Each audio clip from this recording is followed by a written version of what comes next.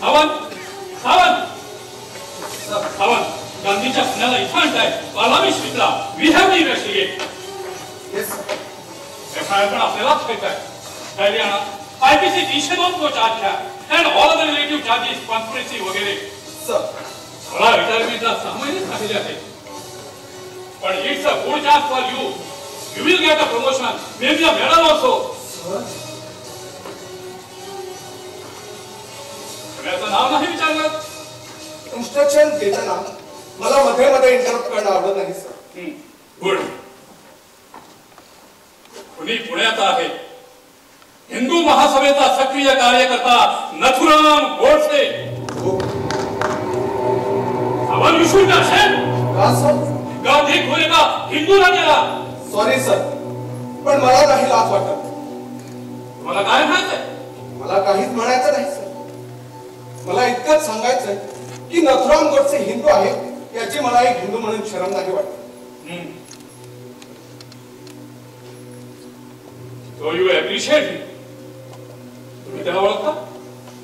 ओळखतो पण परिचय नाही त्यांची पुण्याला भाषणं ऐकली आहेत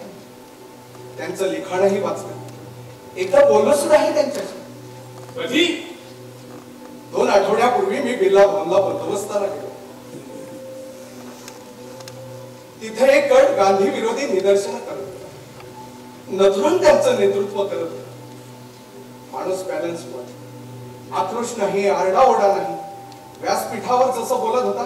तसाच नंतरही बोलत होता सर्वसाधारणपणे असं होत नाही सो यू अप्रिशिएट हिम व्यक्ती म्हणून अर्थातच आणि कुणी म्हणून मी विषय टाळत होतो पण मला वाटतं स्पष्टपणे बोलणंच योग्य आणि तेही आताच सर आपण या तपासात आपल्या मदतीला दुसरा कोणीतरी पोलीस ऑफिसर सावंत प्लीज आणि तुमचा आग्रहच असेल मी असिस्ट करावं म्हणून तर sir during the course of investigation please तुमच्या किंवा माझ्या धर्माचा उल्लेख करू नये मी नथुरामच्या धर्माचा उल्लेख केला पण नथुराम हिंदू आहे माझ्या धर्माचा आहे सर आपण मुसलमान आहात म्हणून जसा मला आपला तिरस्कार वाटत आहे त्याचप्रमाणे नथुराम हिंदू आहेत म्हणून त्यांची शरमही वाटत नाही ही इज द हिंदू पण हे माझी वैयक्तिक मत झाली नथुराम गोडसे बॅलन्स नाही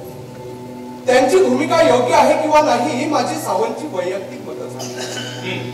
पण पोलीस ऑफिसर सावंतच्या नजरेसमोर नथुराम उभा असेल तर तो फक्त एक 302 चा आरोपी म्हणतो या युनिफॉर्मला मत नाहीत sir I hope I am clear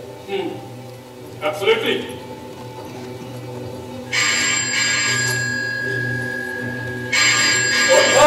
yes sir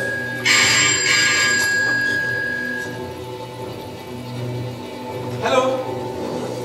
एक minute sir sir yes sir Devidas Gandhi टेलिफोनवर आहे देविदास गांधीचे पुत्र होय काय होय त्यांना तुमच्याशी बोलायचंय सर व्हॉट